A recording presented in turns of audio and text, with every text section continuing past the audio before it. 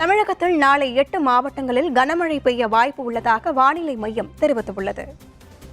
சென்னை வானிலை மையம் வெளியிட்டுள்ள அறிக்கையில் தமிழகத்தில் நாளை ஒரு சில இடங்களிலும் புதுச்சேரி மற்றும் காரைக்கால் பகுதிகளிலும் இடி மின்னல் மற்றும் பலத்த காற்றுடன் இதமானது முதல் மிதமான மழை பெய்யக்கூடும் என தெரிவித்துள்ளது. மேலும் கோவை மாவட்டத்தின் மலைப்பகுதிகள் மற்றும் நீலகிரி மாவட்டத்தில் ஓரிரு இடங்களில் கன முதல் அதி கனமழையும், திருநெல்வேலி மாவட்டத்தின் மலைப்பகுதிகள், தேனி, கன்னியாகுமரி மற்றும் தென்காசி மாவட்டங்களில் ஓரிரு இடங்களில் கன முதல் மிக கனமழையும் பெய்யக்கூடும். திருப்பூர் மற்றும் திண்டுக்கல் மாவட்டங்களில் ஓரிரு இடங்களில் கனமழையும் பெய்ய வாய்ப்புள்ளது. சென்னை மற்றும் புறநகரின் ஒரு சில பகுதிகளில் நாளை இடி மின்னலுடன் கூடிய மிதமான மழை பெய்யக்கூடும் என வானிலை மையம் தெரிவித்துள்ளது. மன்னார் வளைகுடா தமிழக கடலோர பகுதிகளில் சூறாவளி காற்று வீசக்கூடும் என்பதால் வரும் 27ஆம் நாள் வரை மீனவர்கள் இந்த கடற்பகுதிகளுக்கு செல்ல வேண்டாம் என வானிலை மையம் எச்சரித்துள்ளது.